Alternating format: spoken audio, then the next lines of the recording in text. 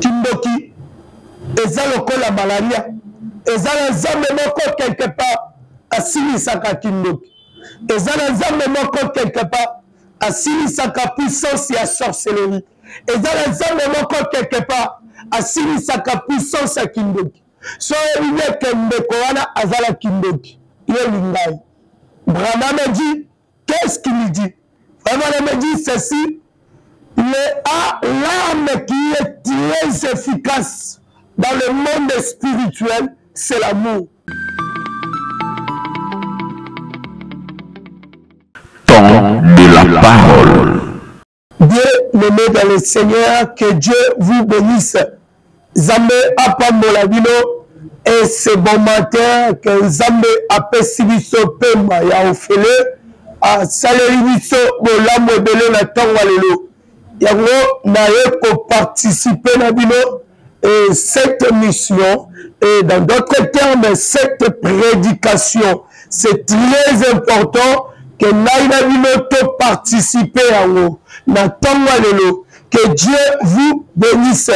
La pesi bandeko nyonso tumbote et la bonne sanité mon papa spirituel Israël Panganga.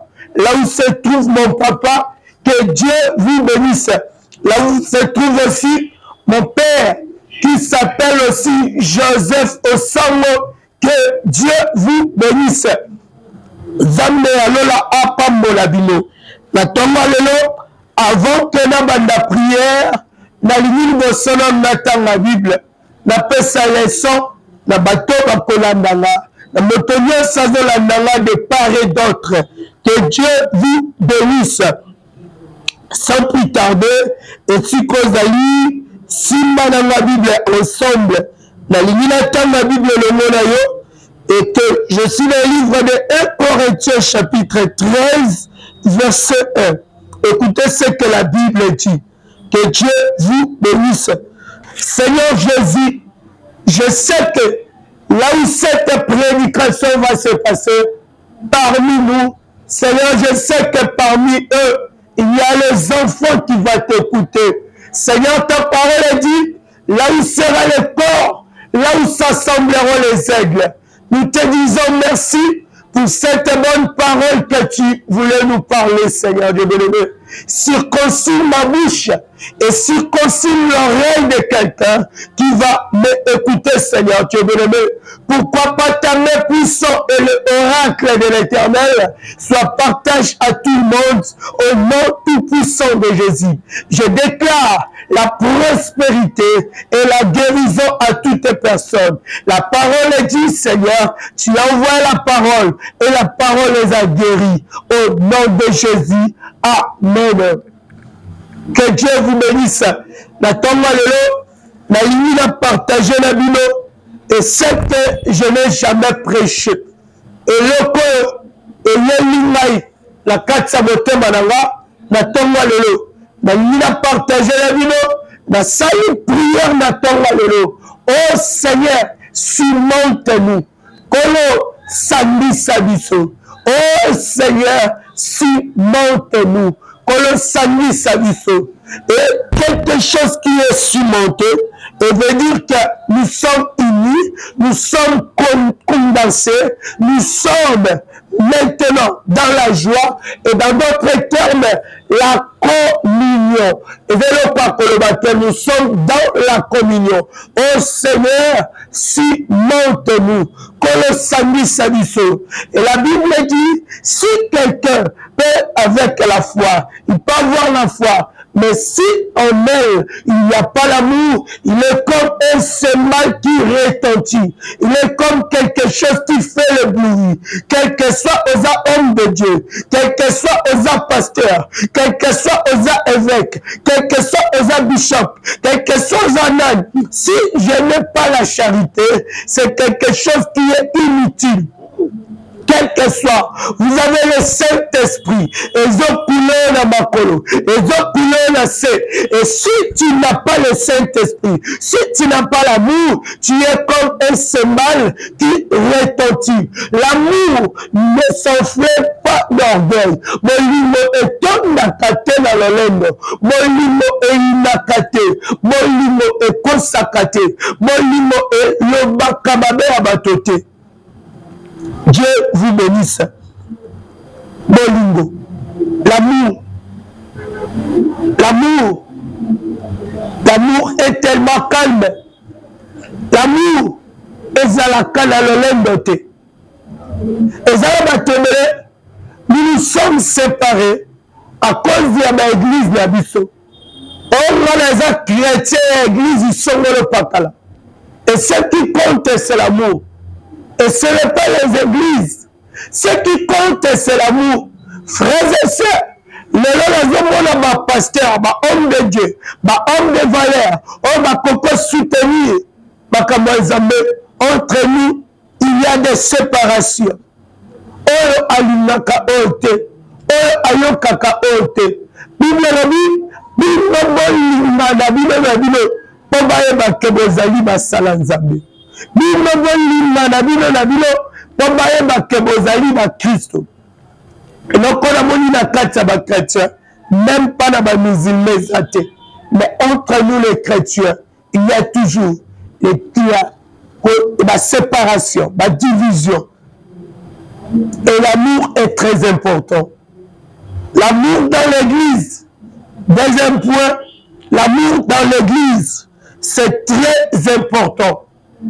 Église, et frère Bonamati, si l'église est coincée dans les dénominationnels, dans les dénominations, et c'est la cas difficile pour que l'église ait élément. Et chaque église est coincée aussi la haine, quand il y a et ça passe pour que l'église soit l'élément. Et tellement la verdict, et tellement la vérité, et tellement l'amour agapao. L'amour est très important dans tous les domaines de la vie. Mais si quelqu'un sous ton cause là, si vous voulez ça, donc il y a quelque chose et vous allez motuya. Nous pouvons avoir l'onction, nous pouvons avoir les dons, mais s'il n'y a pas l'amour, nous sommes que rien. Nous pouvons avoir le Saint-Esprit. Et le Saint-Esprit qui n'a pas l'amour, c'est un faux Saint-Esprit. Que Dieu vous bénisse. C'est un vrai faux Saint-Esprit. Que Dieu vous bénisse. Quand le Saint-Esprit est à un homme, c'est la donne. Ce qu'elle peut se limiter est un vrai faux Saint-Esprit. Je vous dis la vérité, mon frère. Je vous dis la vérité, mon pasteur. Là où tu es évangéliste, prophète, bishop, le Saint-Esprit qui n'a pas l'amour, c'est un vrai faux Saint-Esprit. Parce que toujours, s'il y a un vrai dollar quelque part, il y a aussi un faux dollar quelque part. S'il y a un faux serviteur de Dieu quelque part, c'est que quelque part, il y a un vrai serviteur de Dieu quelque part. Je viens de te dire, l'amour est très important dans la carte Sabomo. Dans l'église Ozali, diacre, Lina pasteur, pasteur, Lina diacre, Bandini, Molina pasteur Navino.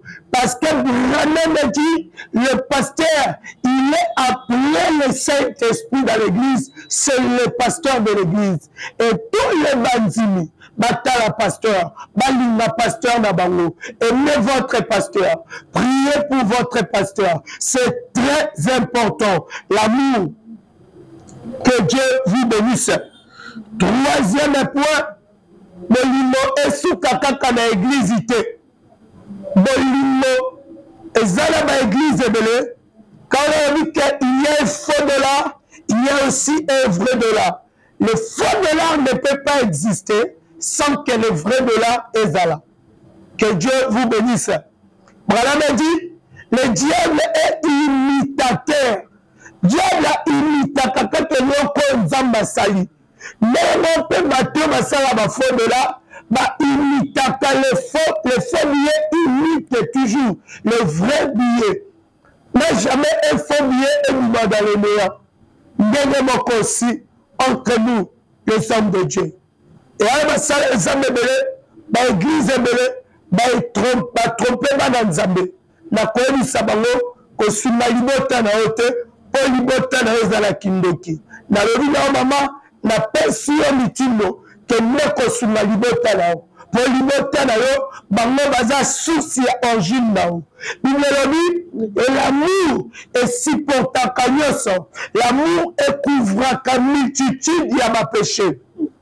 Bazokosa yo okele kotala libota na ote bazokosa yo okele kotala bandeko na ote bazokosa yo oina famille na o parce que bango ba bénéficier et toute église oyo lobake boye bandeko na opona bazala kindo sœurs et sœurs frères et sœurs bima na kati église wana bima na kati église wana et cette église là c'est faux église que Dieu vous bénisse.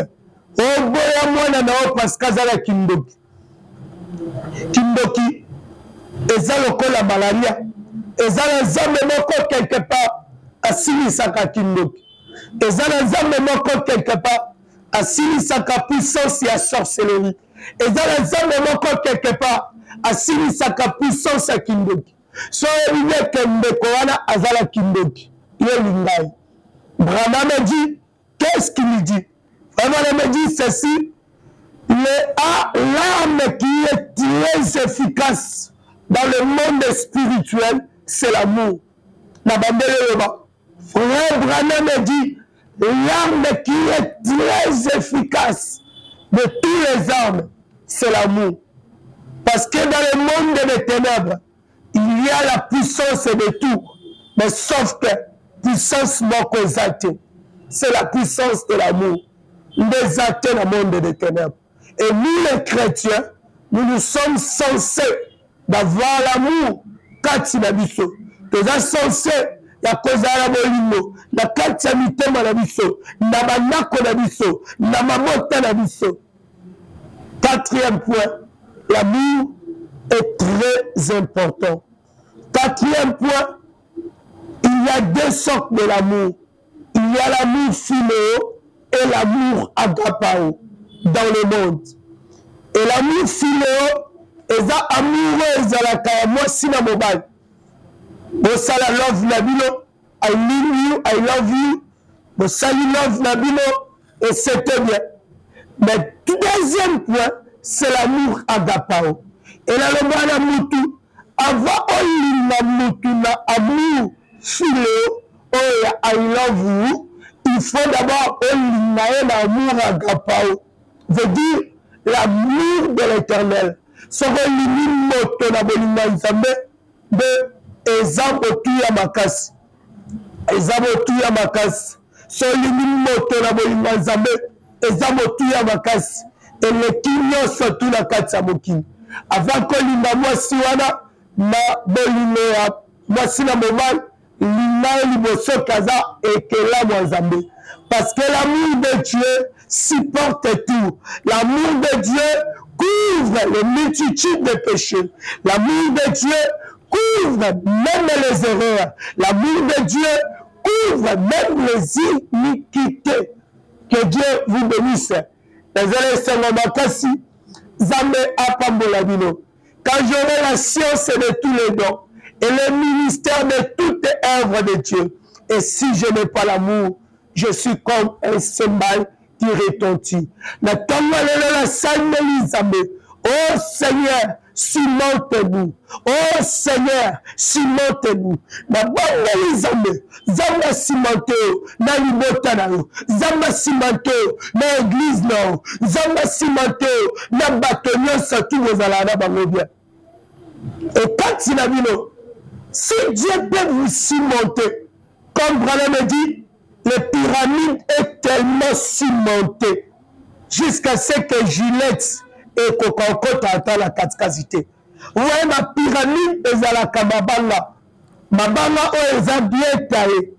À chaque Mabanga est à l'espace. Mais dans l'espace là, Branham dit ceci. Dans l'espace là, et atteint Gillette Coca-Cola dans le milieu parce qu'ils étaient bien surmontés. Oh Seigneur, surmonte-nous. Kolosani Sabiso. Seigneur, Sokoko surmonte Biso. Nous l'épouse. Vraiment, le dit, lorsque le moment va venir, l'épouse et qu'on le langage est mon corps. Que Dieu vous bénisse. La Bible dit, l'épouse, lorsque la tribulation est là, l'épouse est le même langage, par-ci par-là. Surtout nous les chrétiens du message. Que Dieu vous bénisse. Aimons-nous les uns les autres. Petit kaba, obinobana arc-en-ciel, bozamboyi. L'amour ne soupçonne point. L'amour ne dit pas le mal de quelqu'un, mais l'amour couvre le péché de quelqu'un. L'amour couvre le péché de quelqu'un. L'amour est très important, surtout nous les gens du message, du temps de la fin. Où est l'amour? Ma bonne Élisabeth, Seigneur, surmonte-nous. Seigneur, surmonte-nous avec mon pasteur Israël Panama et mon pasteur Baruch Kassono. Seigneur, surmonte-nous avec le pasteur Dioka et le pasteur Israël Panama. Seigneur, surmonte-nous avec le pasteur de Kamichi et le pasteur de Rigini. Seigneur, surmonte-nous avec le pasteur de partout dans le monde, du message du temps de la fin et le pasteur de FBC. Que Dieu vous bénisse. Exactement que le pasteur de Makembele Tabernacle, Azoïna pasteur Yavi Kalakasa Tabernacle, Yangone Likabu, qu'il n'a me côté par-ci par-là, et je sais là que c'est que il y a une sémence du serpent, ou un côté Kati Nabiso. Zambe Apambo Labino. Vraiment, c'est très important. Seigneur, surmonte-nous. Que le samedi sabiso. Na kati maman talabiso. Ce qui me limezate, que zomu miselo comme tuya. À quoi moi que sambela, mais me limezate. À quoi moi que le maquette zama chrétien, mais me limezate. Amen. Amen. Amen. Amen. Le maquette sambela, mais me limezate. Molimo etonda na lolendo te. Molimo ezalaka égoïste te. Molimo eyinaka moto te. Molimo ekosela mutu makambo te. Surtout parmi nous les hommes de Dieu. Kokosala makambo. Et yo kokosela batu bani makambo tika parce que ezala bolingo te. So ezala bolingo okosela moto makambo te. So ezala bolingo okoyina moto te. Na kati ya mabota na biso, na kati ya mafoye na biso, bolingo esengele la kisama.